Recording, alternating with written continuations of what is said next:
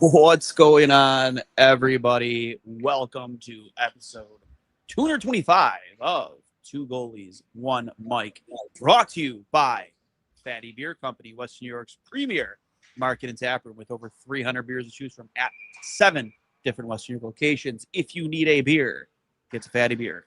Let them know that we sent you over here from Two Goalies, One Mic. Also brought to you by Impulse Physical Therapy, Western New York, Western New York's premier spot for all your physical therapy needs, located at 5087 Broadway, Suite 100 in Depew, New York, right next to Catalyst Fitness. If you have a slip and fall, you have hurt on the ice, hurt on the field, hurt at work, whatever it might be, get over to Impulse Physical Therapy of Western New York. 5-star facility, 5-star staff. Just tell Alex Peters and his staff that we sent you from Two Goalies, One Mic. They will be sure to take care of you. I can't stress it enough. They're helping me get back on the ice after a traumatic leg break that's been a year and a half now since it happened. And hopefully, I'll be back playing hockey again soon. Live here from the Harbor Center, draft week. Actually, but also, most importantly, opening week for FHL, Fatty Hockey League starts tonight. We actually have a Buffalo, I don't know if it's called legend, and like Pat Kane's like Buffalo legend, but Quentin Musty is actually out here playing right now for Team John Cena in the green jerseys. They are currently winning 7-2. I know they're in the middle of a double header. I know Musty had like 4 goals, and some pretty unbelievable. That's the guy watching him in real life. It's like he's so good. Hurls, he's so good. Yeah, I can imagine. I played against a kid a few weeks ago that should go in the top 2 rounds of the NHL draft this year. And I think I went 6 for 9 on him. I think he had 3. Rang a couple off my mask. My ears were ringing for 2 days afterwards. The skill level of these guys, especially that are NHL draft eligible and are projected to go in the first or second round, is very significant compared to your average beer leaguer. So I imagine it's probably pretty cool to see up close, especially in the Fatty Hockey League. I know there's a lot of talent over there. Oh yeah, I mean, again, if you're just looking for something to do on a random Wednesday or Thursday night, well, at least the first 2 weeks are 2 nights a week, because on the other rink over here they're doing the 11-day power play. So the first 2 weeks of NHL we had to do 2 nights a week, and then I think I can't remember if it's Wednesday or Thursday once a week. All 7 teams play. But it's incredible hockey, man. You're talking about high-level junior. We had a couple of kids in the OHL out here right now, too. And just really, really good hockey. Yesterday, Hurls, we had an incredible goaltending duel. A guy that I'll actually be interviewing, I believe, next week, Lawton Zacher, goalie for the Northeastern Huskies. Him and Amara. I forget his first name, but yeah, he's the goalie for, I think it was UMass Lowell, maybe, or UMass Amherst. I'm not sure, but incredible goaltending duel, man. Just back and forth. I think they split both games, because it's the way they do it is they play 2 games, 30 minutes each game, and I don't know if you're familiar with FHL rules, but like it's a minute 15-second shift. Hit the buzzer, change. If the game is within 2 with 2 minutes left, that's the only time we stop the clock. And if it's that close, I think with 2 minutes left, and the losing team, the team that's winning, ices the puck, the team that's losing gets to bring an extra player out. Last night we had, I think it was like 9-on-5 at one point. Wow. It was insanity. But 2 sides of that coin, like when you have that many guys on the ice at one time, not a lot of ice to work with, and they actually didn't score, believe it or not. So, but again, Zacher and Kamara, they put on an incredible goalie battle. It was fun to watch. It's first time working a timekeeper box or score box in my life last night, and missed the buzzer a couple of times, got yelled at, but I tightened it up and we figured it out. But yeah, a lot of fun down here at the Harbor Center for FHL, to say the least. They're ending the first game right now. Looks like it's going to be a blowout. John Cena over Team Stone Cold 8-3. Don't give me a hell yeah with that score, but not surprised when you have a first round draft pick on one of the two teams. So, Hurls, a lot to talk about, a lot to digest. Michael Kesselring no longer a Buffalo Sabre. The Bowen Byram rumors that came out today. Mike Babcock is, I don't know if it's been made official yet while I've been here at the rink, but it looks like he's the next head coach of the Edmonton Oilers. The Toronto Maple Leafs has hired a head coach, a guy I've never heard of in my life. Don't know who he is, but seems like par for the course for the Toronto Maple Leafs.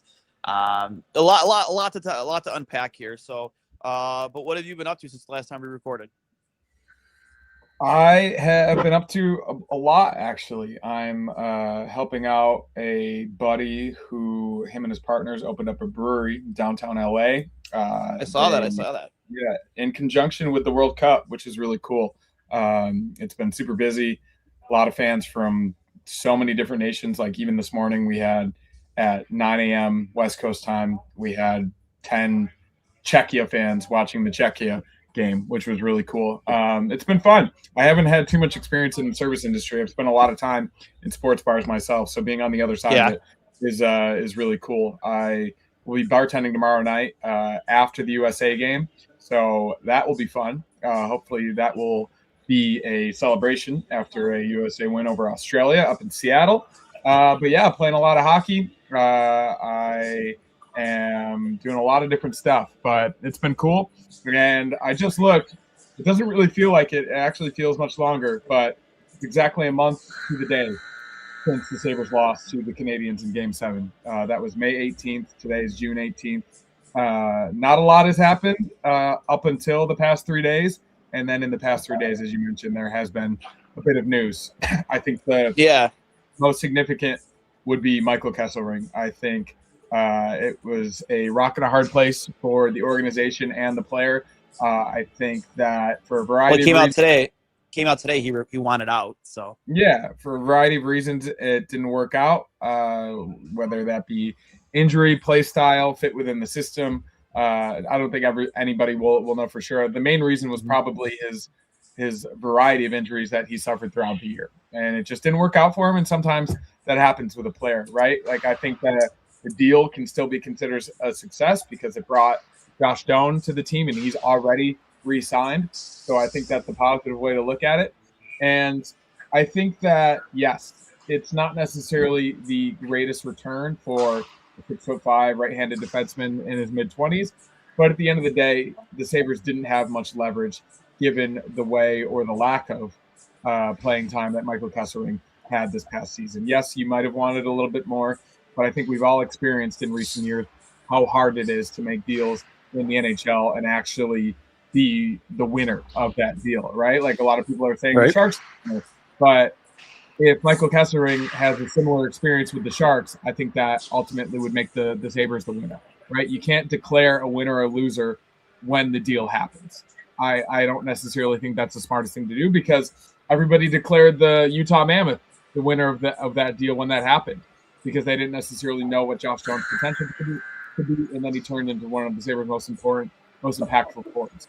So I think this is a wait-and-see situation, and I do believe moving up to 20 puts the Sabres in a better position to potentially package that pick with a prospect or use it by itself to bring in another player that can help this team this season. Yeah, I agreed. And I mean, I wasn't thrilled with the return. I was pretty vocal about it yesterday. Not because like I'm some big like Michael Kesselring fan. That's not at all what it is. I just feel that. I mean, originally, obviously, like you just said, he was supposed to be the centerpiece of the Turca trade. Didn't work out that way. The guy got hurt in training camp. I think it was a knee injury. And then he had, I think it was a high ankle sprain that he re-aggravated because he came back too early. And then he got hurt again in March, like kind of like Matthias Samuelsson luck, right? Like I just could not stay healthy. And in between all that, he took a puck to the face. Like it was, he just had some terrible, terrible luck, not to mention that picture on Kids Day that they did the side-by-side when he was on the bench and did him dirty the way they did. But like, I don't know. I just feel like he is worth more. And again, I know you're selling low because of the situation. He didn't play this year. I just didn't feel like there was a rush to trade him. I mean, maybe you could have waited till draft day, gotten more. I think that the return on that turned out to be like a mid-second round pick, moving up 7 spots from 27 to 20. I don't know. Could you have gotten more in a package for like a player? Maybe. I don't know. I just wasn't thrilled with the return. But I mean, it is what it is. I just don't think 6'5" right-handed shot defensemen who have had a good start to their career up until this past season with all the injuries, those guys just don't grow on trees, Earls. For sure. But you got to think that the San Jose Sharks weren't the only conversation that Jarmo and his team had around the league, right? Like, I imagine that they were shopping him as soon as the season ended. And this deal transpired yesterday or whenever it did. And they decided that was best for them. So I do think these conversations and these negotiations are really nuanced.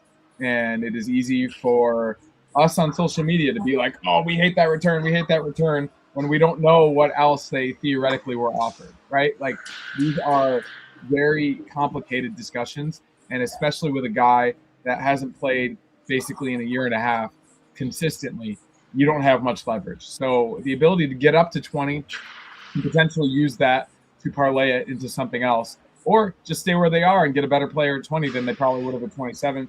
I've seen a lot of NHL draft coverage say that there is a massive drop-off this class after pick 20. Those top 20 players are seen as like very probable NHL players, and then after that, you never really know.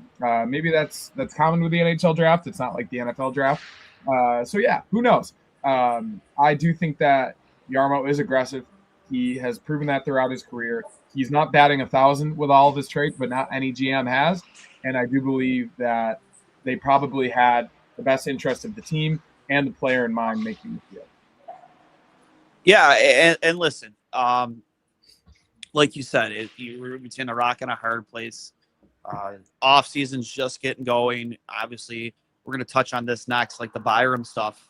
And it kind of seems like it's just a situation that's continuously progressing. We're hearing more and more that it's not like, I think a few hours ago it came out that it's not about whether or not he's happy in Buffalo.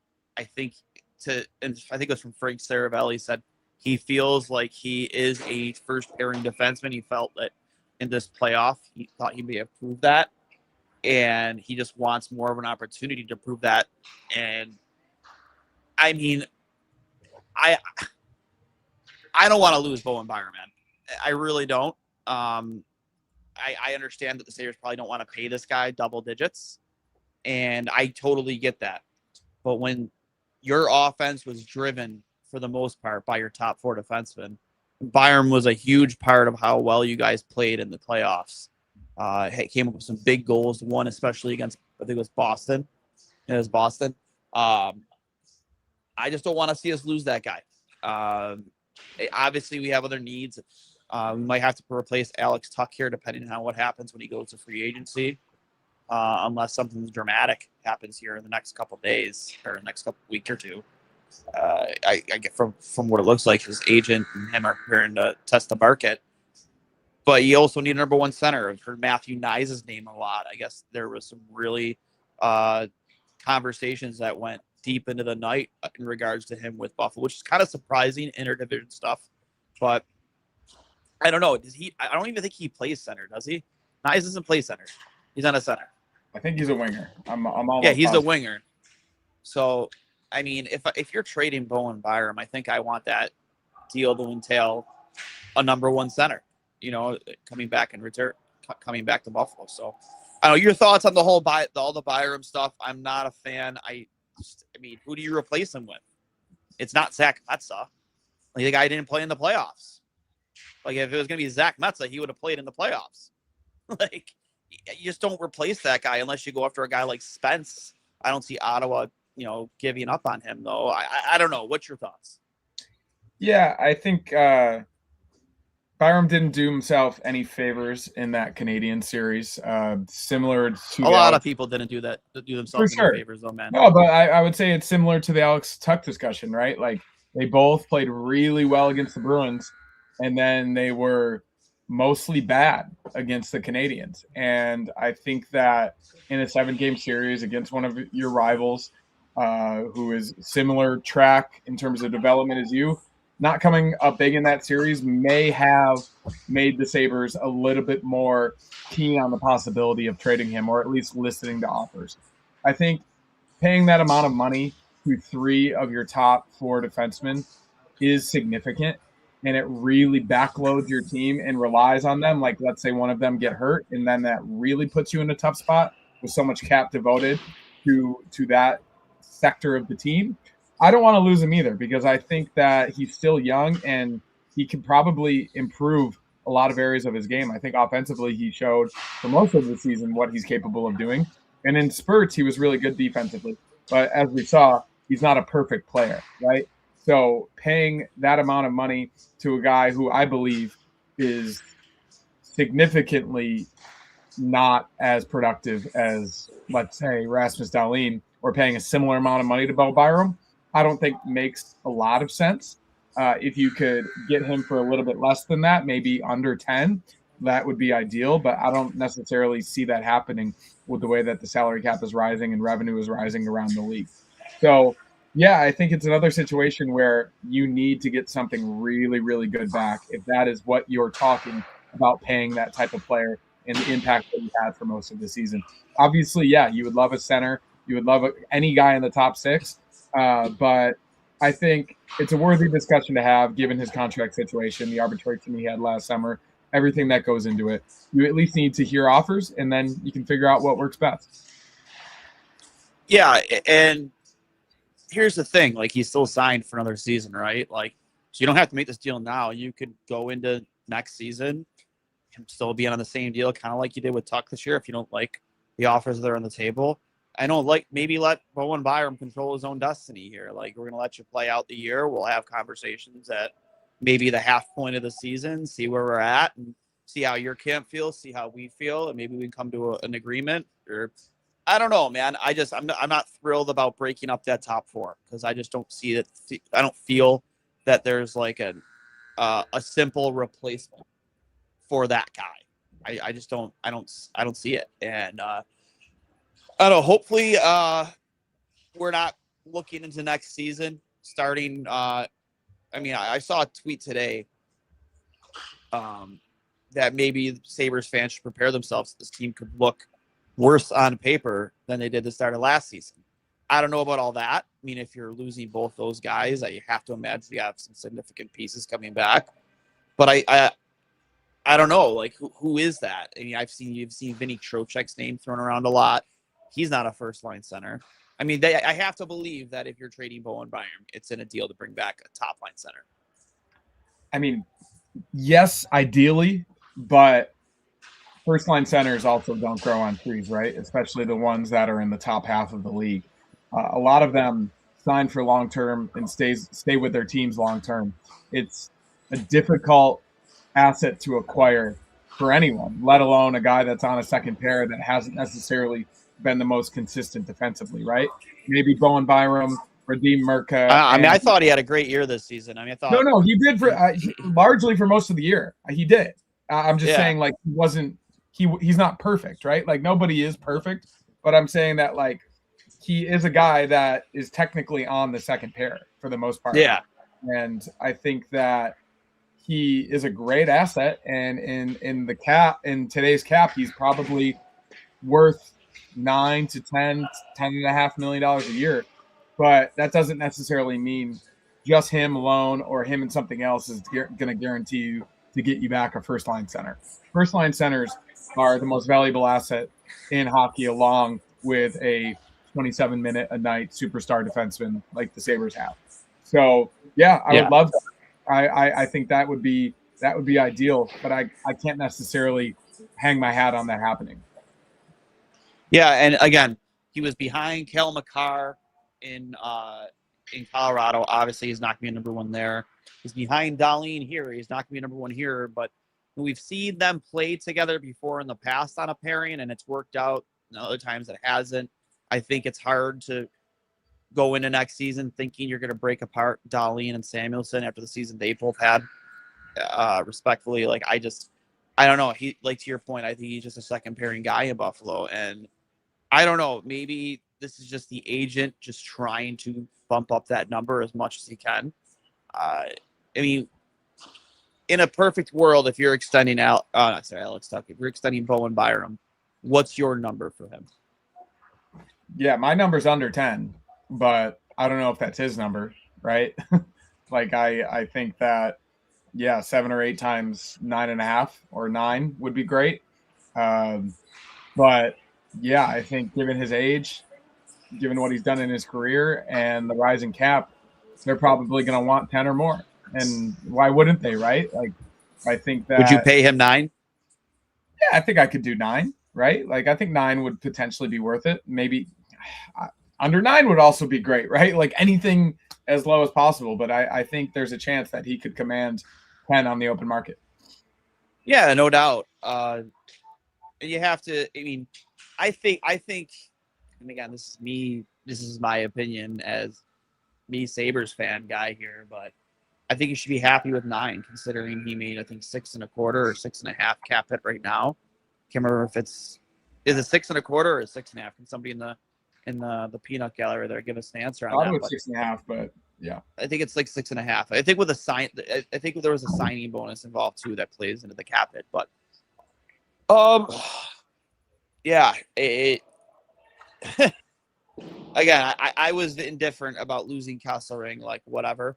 I said my piece on that, but going from that, and then next year hearing that, like, you might lose Bowen Byram too, and coming off the Yarmo comments after, like, locker room clean out and, like, the closing press conference, you would think that deal would have been done by now. And I guess maybe, I don't know, I guess I have seen online that apparently the negotiations didn't go well at all to begin with. So maybe that's playing into it. But the one consistent message I've heard when it comes to Byram is that it has nothing to do with him being not happy or happy in Buffalo. He's happy here. He loves his teammates. He loves the city. It's about opportunity. So I don't know. He's still going to play. He's still playing 20 plus minutes a night. He's playing with Owen Power. I mean, he gets power play opportunities with that second unit, I believe. So I don't know. It's hard for me to sit here and be like, and again, if Samuelson gets hurt or his play drops off, guess what? He's the guy that slots in. Or, God forbid, Rasmus Dahlin gets hurt or has to miss time. Knock on wood that doesn't happen. But who is the next comparable to Rasmus Dahlin in the lineup? Bowen Byram. Well, there's your opportunity. I know there's a lot of ifs in that situation, but I just think that saying he's not going to get the opportunity here in Buffalo, I just think that's a load of horse shit, because he had he was a guy that was heavily relied upon this season by the Sabres in a lot of different situations. Guy had 42 points, I think 13 goals, 32 points. There's 11 goals and 42 points. I mean, again, playing over 20 minutes a night. I think that he should be happy with his role on this team. The opportunity is relative, though, right? Like, I think he probably wants to be on the first pair. He wants the grandeur of saying that he's on the first pair. And then I think he would probably want to be on the first power play unit too, because he thinks that he could probably get 55, 60 points if he were in those situations.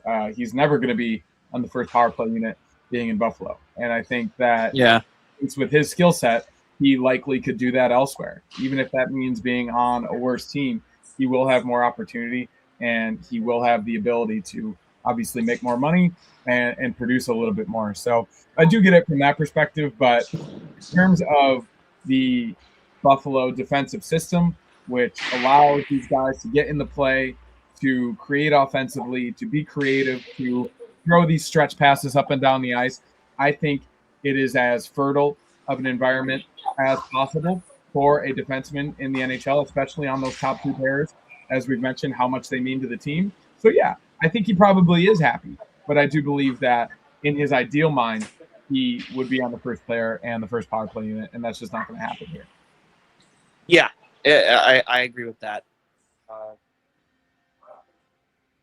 You're between a rock and a hard place, I guess, in this situation. And again, unlike the Kesselring situation, it's something that you can let play out. You don't have to feel. I really just don't feel like they need to, unless he like flat out requests a trade. You don't have to feel pressured to get an extension done now or get a trade done now or whatever it might be, unless someone really blows your doors in with an offer that might include a number one center, in a package deal. We'll see. But I just don't. I don't really think that you should be in a rush to get this done, either extension or trade. Unless tomorrow you find out he's willing to sign for 9 per, then I think you get that sign on the dotted line and just be done with it. Yeah, for sure. I think just like last summer, I think there will be a lot of rumors. There will be a lot of reports. There will be a lot of talking. There'll be a lot of speculation, a lot of waiting. But ultimately, I think he's likely going to be on the Sabres opening night roster. Yeah. Got a comment here from Kevin. Byram was surprised when asked about his contract at Lockman playing out. This is so his agent. Wouldn't be surprised. We've seen it from, I think it's Don Ferris. I think that's his agent. Is it the first time we've seen that come out of that from Ferris? So, you got any final thoughts on this before we move on? No, I think it's a situation that is different from the Alex Tuch situation, different than Kesselring, as you said. And ultimately, I think the Sabres are in a position to contend next season. And Bowen Byram being on the team, likely, depending on what would come back for a potential trade, is the Sabres' best chance to contend. So I think there is a 85 to 90% chance he's on the opening night roster, and people can take the reports for what they are and not necessarily freak out about it until something happens. Yeah, I mean, you would think that, and this is a lot of more of the conversation online too, is that after you lose a right-handed shot in Kesselring, that would make it more likely Byram sticks around, right? Because you just, you gave up a guy who, when healthy, could possibly be that top 4 guy. Who knows? But Byram can play both sides. He can play power play. He plays 5-on-5. We'll see. Like you said, I think, like, I agree with you. I think he's on this roster to start the season, playing alongside Owen Power, unless something, bad happens in training camp. We'll see. So, other rumors coming around the league, obviously, some names throwing around the trade talk, a guy like Vinny Trocheck, who, again, is probably more of a second or third line center on a team like Buffalo.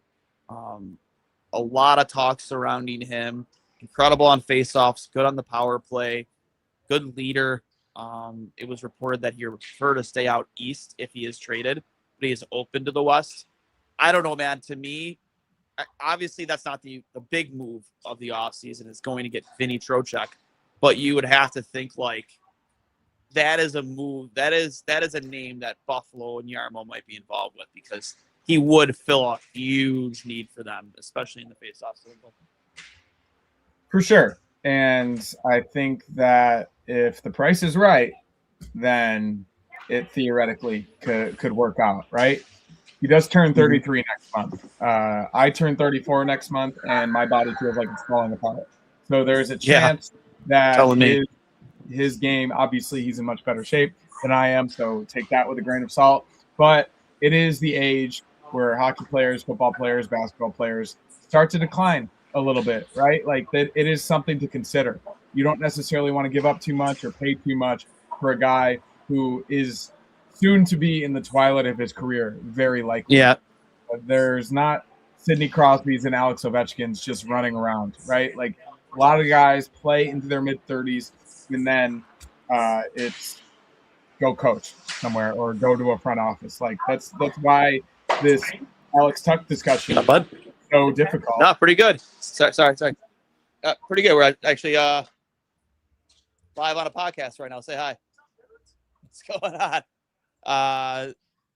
Guys, get ready for the 11-day power play over here. So, not to lie, I can't remember his name, so I apologize. Shout out to you though. Hopefully, he doesn't see this.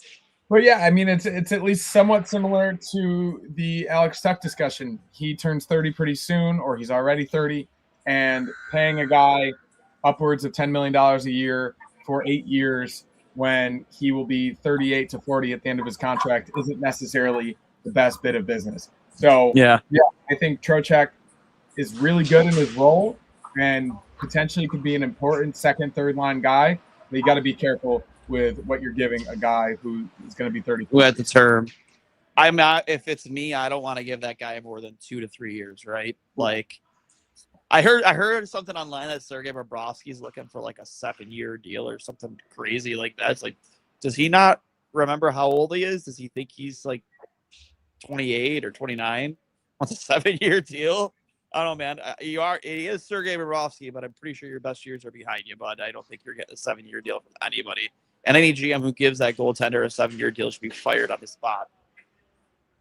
Yeah, so. Don't think that one's going to happen.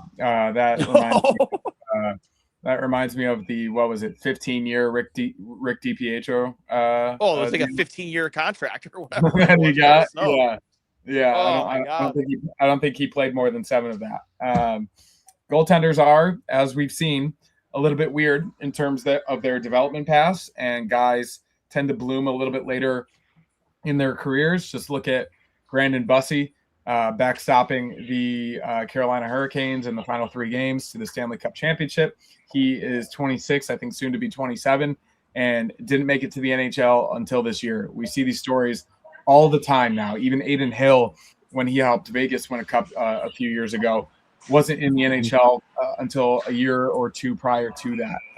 These stories happen all the time, and it makes you hopeful that the Sabres could catch lightning in a bottle with an option that we haven't even thought of yet, potentially in the next couple of years, or find a good option as we've had through drafting and developing or free agency or what have you. But yeah, I don't think is Bobrovsky 35. I think he's at least. I think he's mid-30s for sure. I mean, again, it is Sergei Bobrovsky, but I don't know. I think he's a UFA. Correct. He's 37. Yeah, fuck off.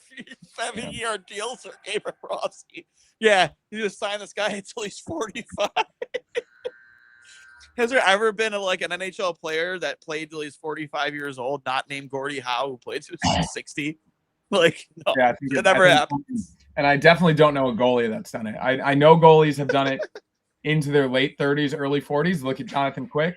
But, yeah, no way. Well, Craig Anderson, Sabres legend, he played till he was like 40 or 41. Right. There's no Tom Brady's in the goaltending position. No. You got to get on that TB12 diet, I guess. I don't know. That is obnoxious to me. That would even be a thing. The Dylan Larkin rumors, we haven't done any episodes on that since that whole trade request came out. It came out with his list of 3 teams. It was Vegas, Florida, and Minnesota were the 3 teams reported they'd be willing to be traded to. Well, if I'm Steve Yzerman and my captain's given me 3 teams, one of which has been stripped of all their assets in the Quinn Hughes deal. We'll see you on opening night, bud. Because that's where you're playing here, which is kind of like a head scratcher for me because it's I don't think I feel like Detroit's kind of on the cusp, right? I would not be surprised if that was a playoff team next year. So I don't know if there's more to it. Maybe there is, of why the kid that grew up a Red Wings fan went to Michigan, lived in Detroit, lived in Michigan or wherever he lived, and plays, for his childhood team and is the captain of said team, signed a huge contract. Why all of a sudden he's yeah, I want out? The head scratcher for sure. For sure. I do think there is more to it. And yes. I think there is something that I think the general public definitely doesn't know. And I think he is likely just very unhappy for a variety of reasons. And he feels like his career will be better off elsewhere. I think, yes, the Red Wings are on the cusp, but they have pretty shockingly missed, especially this year, missed the playoffs for 9-10 straight seasons as a franchise that was one of the most consistent in the league for a very long time. So I imagine the pressure and the weight of that is obviously very frustrating for him. And maybe he feels like he's not at his best performing in that set of circumstances. Who knows? It is weird, obviously. I think it was pretty shocking. Right? Yeah, I mean, that's another situation where, yeah, Steve Yzerman doesn't necessarily have to do anything, but if he finds the right deal, I think he will do it, because you don't want a guy that's unhappy being the captain of your team, being your first line center, being someone that isn't going to perform at his best because he's not happy. Yeah. I mean, I got a comment in here. Well, Kevin said Larkin and Yzerman just don't get along. Red Wings are not on the cusp. I mean, I think they have a lot of talent there. You have Larkin, you have Maurice Sider. There's a lot of good players there. I mean, Lucas figured it out. Lucas Raymond's. Lucas Raymond's incredible. Yeah, he's great. I think that they aren't necessarily super far off, but yeah, I wouldn't say that they are on, like, those three teams, the Sabres, the Canadiens, the Red Wings, even the Senators were always the bottom feeders in the Atlantic Division for a little bit, at least in the last 5 to 10 years. And their trajectory was always compared to each other about when they would break through, when their development path would finally get to the point where it would be tangible in the NHL. Turns out the Canadiens got to it before everybody, and then the Sabres caught up with them this season. So, yeah, we'll see. I think the Senators are probably potentially even a little farther along than the Red Wings. They haven't figured out their goaltending in a really long time, and I think that they need somebody consistent to potentially get them over that cusp. Hot take or not a hard take? Brady Tkachuk is on a different team next season. I don't think that's a hot or cold take. I think that's a lukewarm take. I think that is likely to happen, given the way him and his brother are parading around their thoughts whenever. I mean, they have a podcast, right? Like, that's what you do on a podcast. Yeah. We do. But just, I don't know, their energy, and especially with what Matthew Tkachuk did to leverage his way out of Calgary down to Florida, I think he's going to get a good bit of advice from his brother, from his father. They obviously have a lot of influence around the league. And, yeah, I could absolutely see it happening. I think so too, and we've loved to talk about stuff like that. We talked about Mitch Marner in length when he was, available at the end of that season. Huh? We were so close to getting Mitch Marner. We weren't close. We were close off, but I mean, Josh Norris is his best friend. It's not that far of a drive from Ottawa to Buffalo. No, I mean, I don't never know. Yeah, I think Brady could fit in well. But again, the price to pay for that is significant, like extremely. Oh, for sure. But is it significant? So I don't know. In your opinion, what is that? What does that cost Buffalo? I mean, it's hard to even say, because like, you like the guys on this roster. That's probably Helenius, Ostlund, Murtka, first round pick. Would you do that? Probably not. It's a lot. Yeah. Yeah. No, I don't think so. I mean, they've already kind of traded Murtka once. Yeah, because I think Ostlund and Helenius could be your second and third line centers this season. They're on very affordable contracts for the near to distant future, and then you'd have to pay a guy like Brady Tkachuk $12 million a year. I don't know. I wouldn't do it personally. We got a shootout going on right now. It's tie game 2-2. Team Stone Cold versus Team John Cena. I'm assuming we'll have Quentin Musty here shooting on our end too, so we'll get a good look at it. I'm not sure if that was a goal or not, but this would be kind of cool. Maybe get a live look at a Buffalo first round product. Looks like he's probably gonna be the next shooter, shooting in the shootout. Let's see. Tied 2-2. Stone Cold and John Cena. Live play-by-play number 3 going in on goal. Let's see. On Cameron Kuntar, brother of Trevor Kuntar, Sabres Rochester Americans product. Oh, no, they're not sending out. Wow. I have to imagine he'll be the third shooter then. But other names too, getting back to that, do you think the Robert Thomas conversation is like actually dead? Like, do you think that there's no way that happens? I genuinely think that if he was available at the deadline, I think it's Doug Armstrong. Is he still the acting GM? I still think there's a chance, and I think that should be still a conversation to be had. If he was available at the deadline, I don't see why he wouldn't be available at in the offseason. And we're gonna have Quentin Musty, I think, shoot here in a second. Before you cover that, I'm gonna pull up the camera so we can all watch. So hold on, let's see. Yep. Can you guys see here? Okay. Here we go. Quentin Musty. Coming in slow. Oh, berries. Did you guys get that? Yeah, saw it. You got that? Game-winning goal, Quentin Musty, live here on Two Goalies, One Mic for Team John Cena. They sweep both games, winning both. First one I think was like 7-0. This one 3-2 in a shootout. We got the game winner live here at Two Goalies, One Mic, some FHL action. Yeah, I think that should be a target that Buffalo makes. Like, honest to God, that's the top of my list, honestly. I mean, Jordan Kyrou, another guy that's been allegedly available now for 2 seasons. He's got a $8.125 million cap hit. He's signed through he's UFA in 2031. Vince, when I'm looking at this trade bait board, I think it's on like the hockey writers. They have Kyrou at number 1, Vinny Trocheck number 2, Jordan Bennington 3, Mason McTavish. He's been a topic of discussion this past week. 41 points last season. He's a UFA through 2031. He's honestly, after Trocheck, the next highest available center. Darnell Nurse, good luck getting rid of that contract. And then you guys got like Morgan Riley, Sam Montembeau, Simo Nemec, defenseman. Nico Heeshire isn't on here, but doesn't sound like he's going anywhere. One name I do want to throw out there because it's definitely a topic of discussion because it seems like his name has been a topic of discussion forever. Elias Pettersson. Yeah. Going back to Robert Thomas, I think I'd prefer him over Brady Tkachuk, to be honest. 100%. I agree. Especially where his contract is and the type of playmaker that he is. I think he would be a great fit on the Sabres first line, first power play unit, what have you. I would much prefer that. You know what they say, if Wayne Gretzky got traded, then anybody can get traded.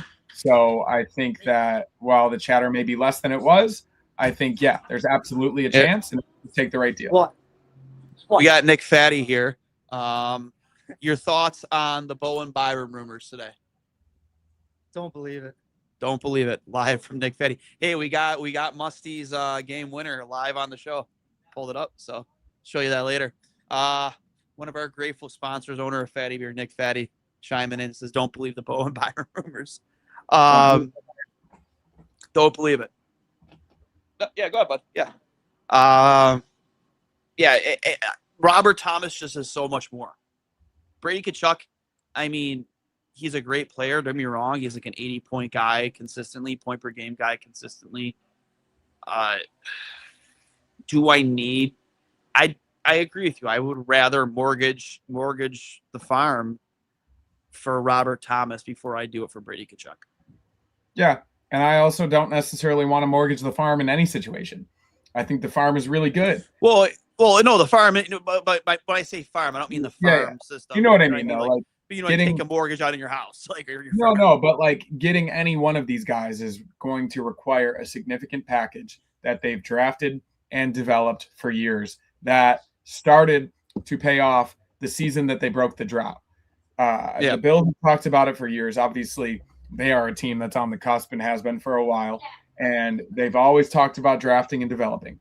And I think the best thing that Kevin Adams and his group of scouts did was really do a good job in terms of scouting these guys around the world and getting good grades on guys where they were picking, right? Obviously, Zach Benson fell to them, but a lot of teams didn't want to pick Zach Benson, and they get the credit of actually picking him, having him develop to make the team in his first season, and then turning him into one of the Sabres' best forwards. I don't think that it is necessarily the smartest thing in the world to trade your top 3 prospects and potentially a first-round pick just to get a guy who can produce right now, right? Like I think that, But he's also still really young.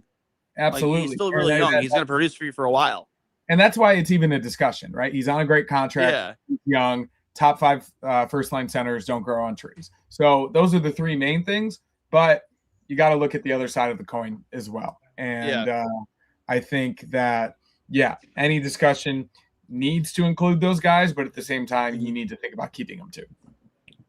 Oh, for sure. You brought up Zach Benson too. That's we just kind of tossed around in our chat about, if you're worried that he isn't signed yet. Am I worried? No, because I think he's a top priority to get signed. The one thing that does worry me though are you do always have the chance of things like offer sheets being out there. And if there is a guy that I could totally see getting offer sheeted, I think is valued around the league, and I think a team would throw a pretty hefty contract at, it would be Zach Benson, no doubt. So, Hurls, does that concern you at all? That he, not that he's not signed yet, but that if a team has an opportunity, we see it once every couple of years. I could totally see Zach Benson being a guy that a team might, hey, I'll offer you 8 for 8. I mean, I would pay that in a heartbeat, but does that does the idea of an offer sheet concern you at all? No. It's because NHL GMs don't like offer sheets. It's a unspoken thing around the league or it's maybe even a spoken thing around the league that it basically doesn't happen anymore. Maybe once every 5 years, you'll see a significant offer sheet. I think we saw one between Carolina and Montreal a few years ago that I think it was with either Aho or Kaktinami. I forget exactly who it was, but offer sheets don't really happen. And as much as trades are really higher to get across the line and actually make happen between these teams, offer sheets are even higher. And I think it is a tip of the cap type thing that NHL GMs just don't do. So no, I don't lie awake at night worrying about Zach Benson getting offer sheeted. I don't. Yeah. Am I coming in clear? Yeah, I got you. Okay, cool. Just want to be sure. If you didn't hear me, I basically was just like, NHL, if offer sheets were a thing, they'd happen way more often. So I heard most of what you said. I guess just don't think it's gonna happen. It doesn't worry me, but it does happen once every couple of years. I just think that given the cap and it, like you said earlier, going up, I would just like to see that done like before the draft, honestly. Before But even if it doesn't, like, I'm still not worried. Yeah. Okay. But it was just like something I was thinking about earlier. Again, it was talked about in our group chat, and just something I'm thinking like, yeah, I kind of agree, just because I'd like to see just get that contract done out of the way so you can focus on the rest of the offseason. Another question for you coming from the chat: do you think the Sabres make their pick at 20? No, I don't. Neither do I.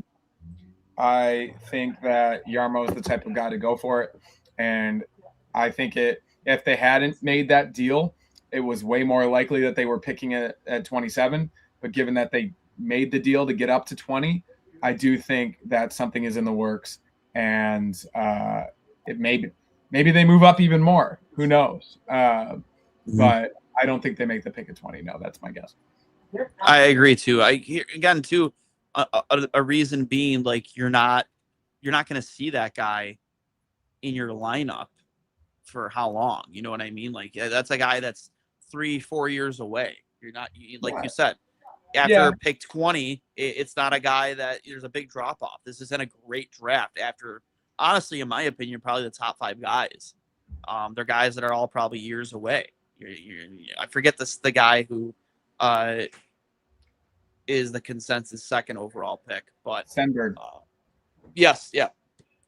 But after those 2 guys, him and McKenna, like, I mean, who are you honestly taking? I don't know. Like, I think even with the fact that a lot of your young players from Rochester last season are going to be playing in the big club, I think we can all agree Hellenius is with the NHL next year.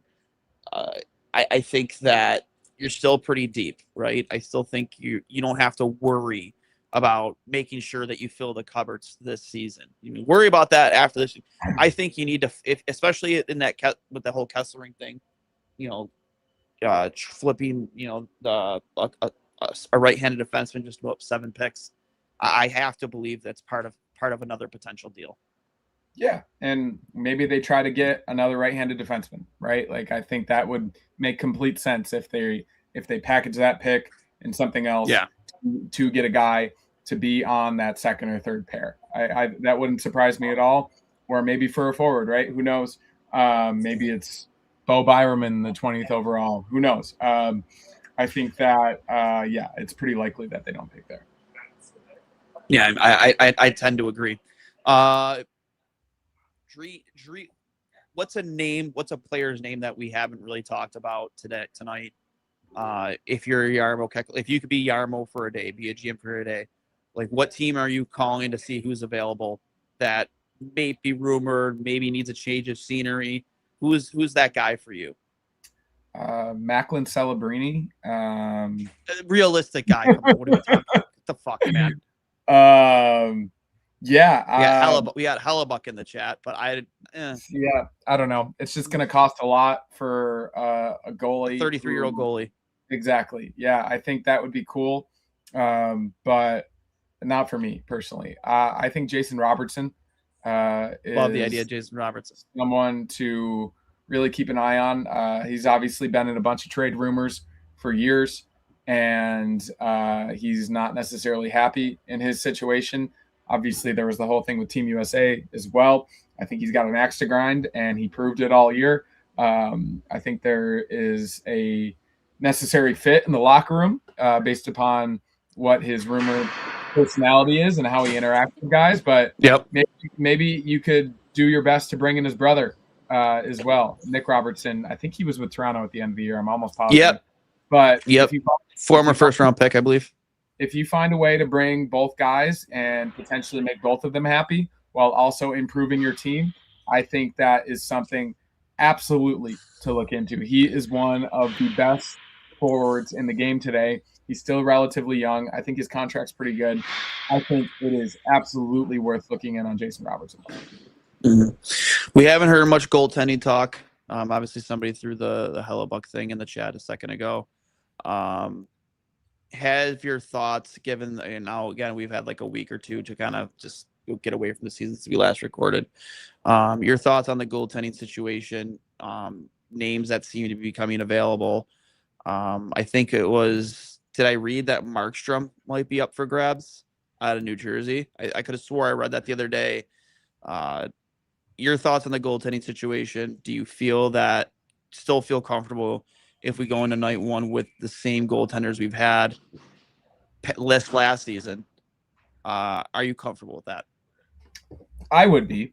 I think that another season with that tandem or even the 3-goalie rotation, it largely worked out for most of the season. Obviously, the playoffs wasn't as great, but I don't think goaltending is the main reason the Sabres lost in 7 games to the Canadiens. I think a lot of players underperformed in that series, and one bounce goes your way, and you're into the Eastern Conference Finals against the Hurricanes.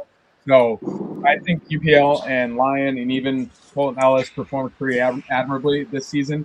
And then there's also the Devin Levi discussion, getting him into camp, seeing what he can do. Potentially that makes one of those 3 expendable, potentially even in a trade piece. Who knows? But as of this current moment, yes.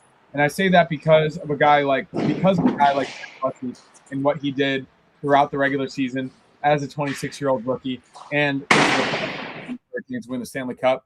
The goaltending position is really weird. I think we both know that really well.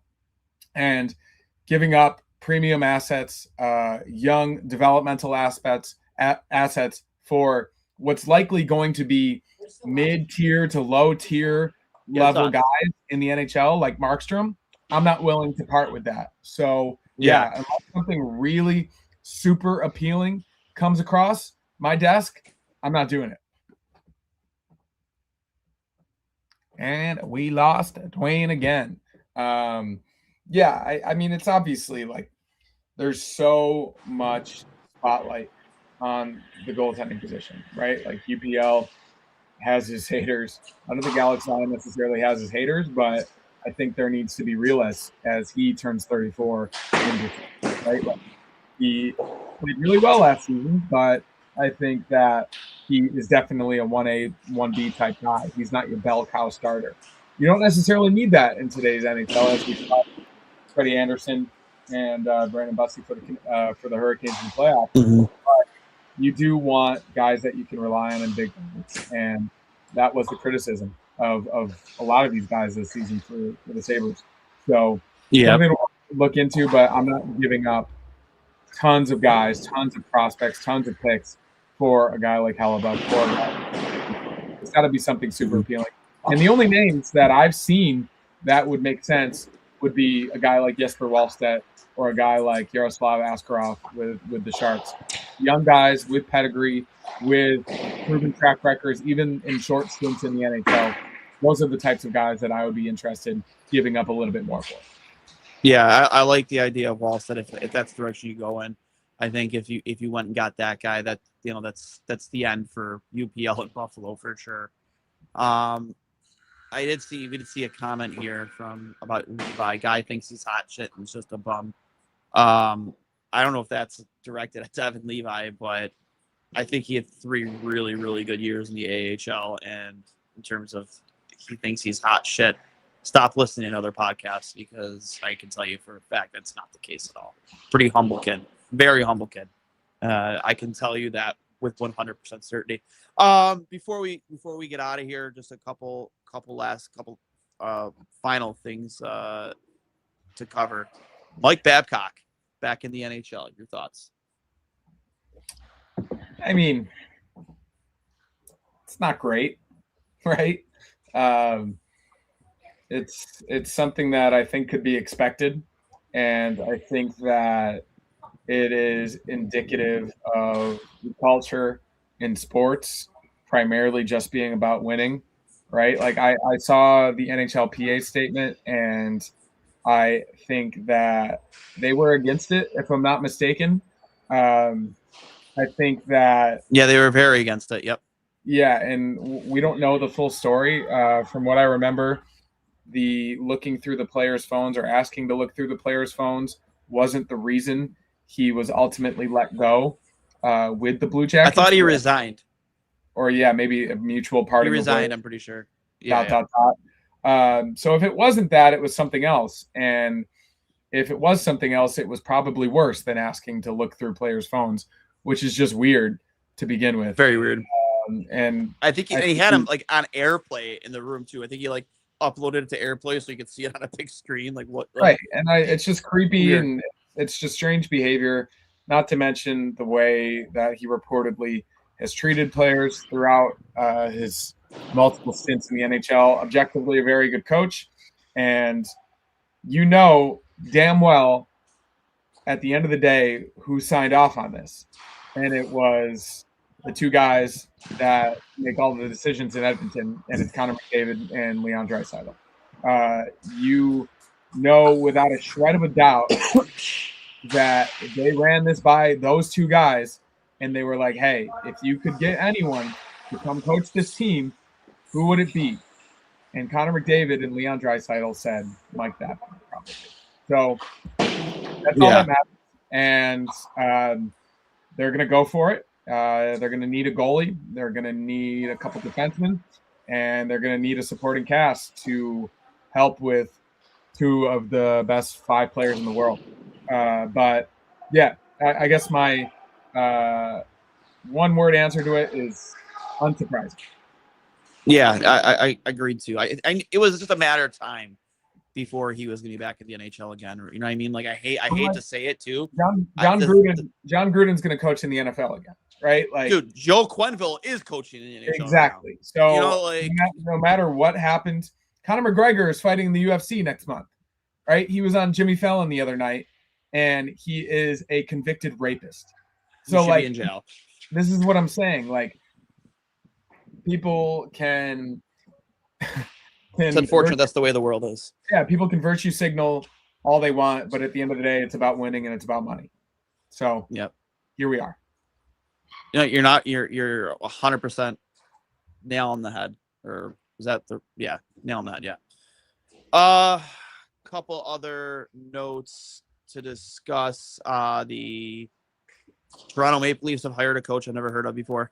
No clue who he is. Jim Hiller. He was with the Kings for a little bit out here last season. Was he?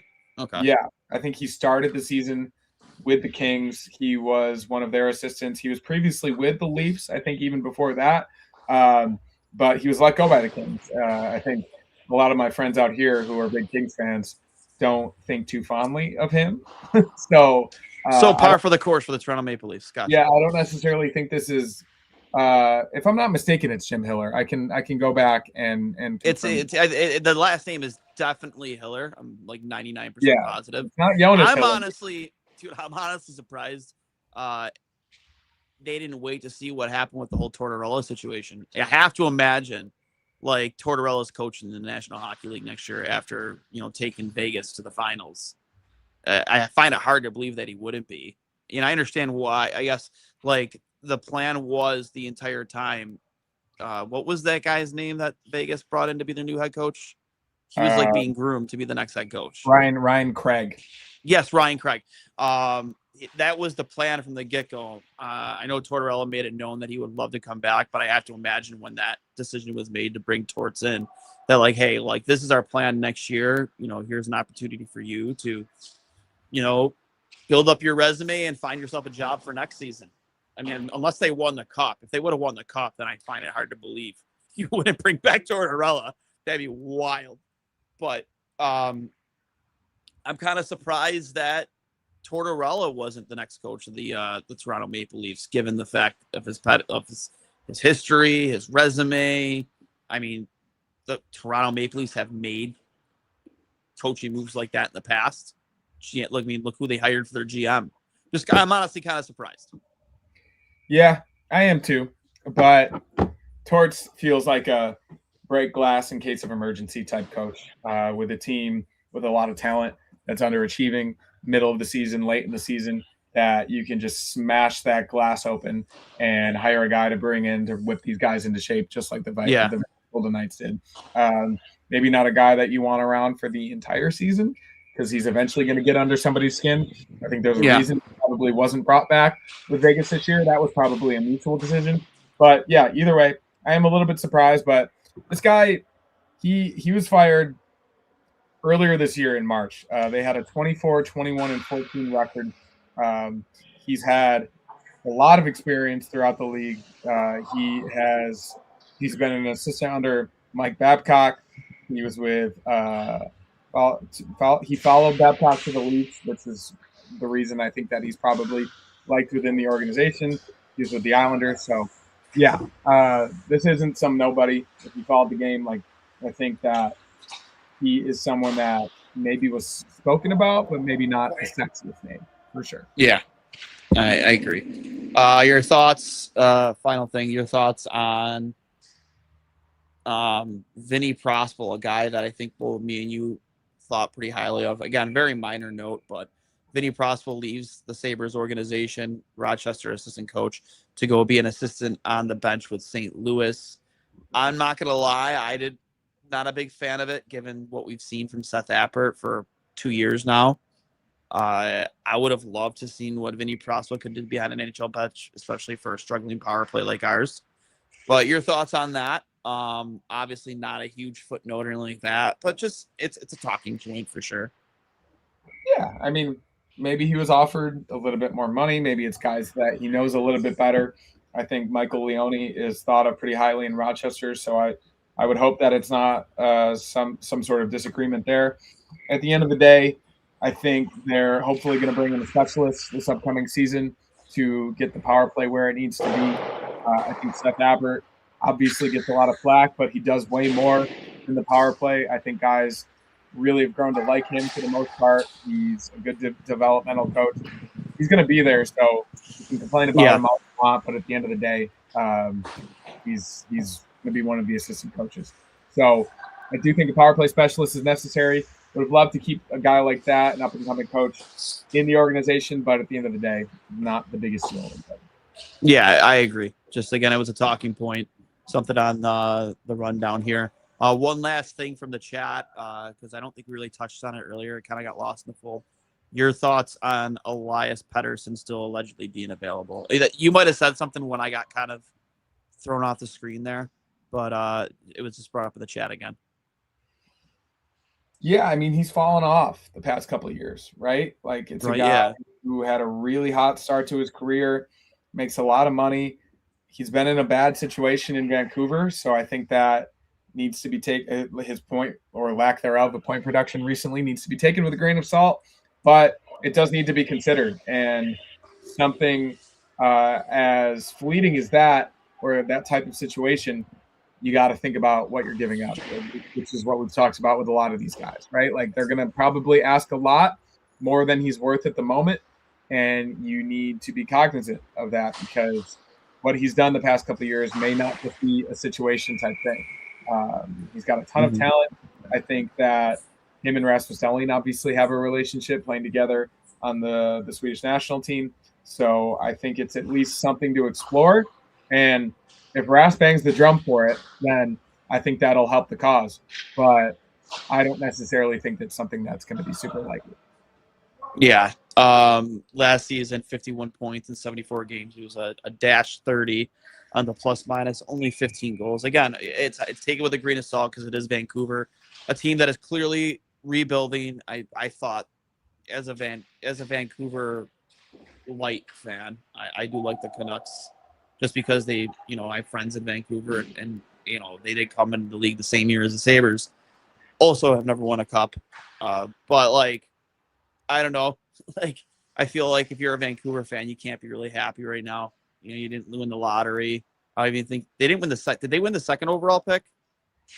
I don't think so. Second overall pick. I think the Sharks have it. Well, yeah, like that's right. The Sharks have the second overall pick. So it's like, man, you came. I think they came at the best odds of winning the lottery. Was it maybe? They might have had the best odds of winning the lottery, and they didn't even get in the top two. So, I mean, I feel for Vancouver fans. Malcolm, Sam, my friends over there in Vancouver. I genuinely do feel for you guys. That stinks, but and I don't know, like, what does Malcolm, Sam, and Sean, shout out to you guys. Feel bad for you, but like, what does that return look like if you're the Sabres? Like, what are you sending the other way? Because it's definitely not nearly as much as, say, for Brady Tkachuk or Rob Thomas. That's for sure. Maybe last year, but definitely not this year. Yeah, I mean, a prospect and a pick, maybe potentially. I'd do it. Yeah, I mean, if they want Josh Norris or Ryan McLeod, like, yeah, potentially, or maybe even Jack Quinn. You'd have to eat that whole contract, though. That's for sure. Yeah, no, I know, and that's what makes it difficult. So I would say, of the options being floated around, I would be less enthusiastic about it. But if it's a good deal, then sign him up. Throw him on the first line. Mm-hmm. Shout out to Jake too. Here at the Harbor Center. I want to make sure I gave that guy a shout out. Hooked me up with the table and chair here to make sure we get this podcast done tonight. Your final thoughts, Hurls, before we get out of here. Excited for the draft to be in Buffalo. I know a few people from out here that are going to be there for it in a business capacity. I know a lot of people from home that are going to attend. I think it's pretty cool that Buffalo is looked at as a destination of sorts in the developmental prospect world. The Combine is hosted there every year. Having the draft there for a second time in the past 10 years, I think is pretty cool. Having Gavin McKenna being likely the first overall pick to the Leafs, I think is going to obviously bring a lot of Toronto fans down to do good business for the city. I think it's going to be a really, really cool atmosphere. So that's something to look forward to. And, we'll see what happens. I think there's potentially going to be more deals done. As we said, it's unlikely the Sabres pick at 20, but you never know what could happen. So looking forward to it. And, we'll be here for all of it. Yep. 1 second. What's up, bud? Oh, yeah, bud. Yeah, bud. Yeah, Team Stone Cold. Buddy, at least it was Quentin Musty. You know what I mean? At least it was that guy. Huh? Oh, dude, you play. I was watching you down here. You played great. You played incredible that second. What's your name? What is it? Tanner, come on in. Welcome to Two Goalies, One Mic. We got 3 goalies here. Come on in. Your thoughts on the Sabres this offseason? Sabres? Yeah. Come on in. Oh, I haven't really. We got the starting goalie for Team Stone Cold. Where do you play? Elite Golden Knights in the EHL. What league? EHL. EHL? Yeah. All right. Are you from the area? I'm from Erie, PA. Oh, Erie, PA? Okay. Well, give us your thoughts on the Sabres anyway. Yeah, I like watching them. They're a really fun team to watch. I haven't paid too much attention to the offseason, but that Montreal Sabres series is probably my favorite of the whole playoffs. I think a lot of people would say the same, man. That was incredible. Well, you got make sure you tune in. Watch this replay so you can see your mini interview here. 2 goalies, 1 mic. So follow us on YouTube. All right, bud. Hey, great game tonight, bud. Great game. Sorry, a little cameo there from Tanner. Final thoughts on Alex Tuck, because I guess we didn't do enough Tuck talk. I've talked enough about Tuck over these 2 months. Yeah, I know. Yeah, I think it's more than likely that he's not going to be on the Sabres next season. That's just how I look at it in this current moment. I think there's a chance something could happen at the final hour, but I think there is a greater than not chance he will be playing for a different team, and that's just the nature of the business. You don't think there's a chance that at what's the saying, 1 minute to midnight or whatever it is, whatever that's saying, and maybe somebody can check us, that maybe he swallows his pride and takes the hometown discount? I mean, if you're going to get that close to free agency and not test the market, what's the point? Yeah, it's true. Stamkos did the same thing though, and he ended up staying in Tampa Bay. So we'll see. I think there's a greater chance. I think there's a greater chance he goes to free agency. Maybe he sees his market isn't necessarily what he thought it was, and then coming back to the Sabres. So I think you're right there. There's a better chance of that. I think that he will see his value and judge that against, what the Sabres would pay, and is it really worth maybe taking an extra $1 million, say in Seattle, compared to say the best offer he gets is 10.5 from Seattle over max term, and Sabres are offering 9.5. Maybe he thinks, you know what, the 1 million more a year, it doesn't really matter given the situation in Buffalo. My heart's here, yada yada yada, and he sticks around. Again, it could very well be a Stamkos situation too. So that being said, guys, thanks for tuning in. If you've enjoyed this podcast, we are available on Apple Podcasts, Spotify, wherever you get your podcast, audio only. We're also on Facebook. You can just search out 2 Goalies, 1 Mic. We're on Twitter, now X, at 2 Goalies, 1 Mic. Same thing for Instagram. Please make sure float us a follow. We're most importantly on YouTube. I see a lot of you guys that are commenting are watching on YouTube. Please make sure you're subscribed. Hit the little bell icon. Turn your notifications on. Hammer the like button. Really means a lot for us when it comes to that algorithm. So please make sure you're following along and subscribed. You can follow myself at Duane S39 on Twitter and Instagram. You can follow my co-host at Hurls on Twitter. Not sure of his Instagram handle. You can also follow us at 2 Goalies, 1 Mic.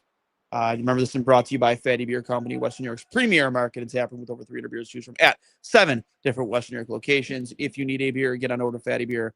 Let them know that we sent you over at 2 Goalies, 1 Mic. And, of course, Impulse Physical Therapy of Western New York, located at 5087 Broadway, Suite 100 in Depew, New York, right next to Catalyst Fitness near DNL Plaza. 5-star facility, 5-star staff. Yes, slip and a fall, hurt on the field, hurt on the ice.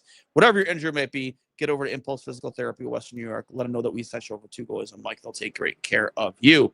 That being said, I am Duane. For my co-host, Connor Hurls, this has been episode 225 of 2 Goalies and Mike. We will see you soon. And as always, go Sabres.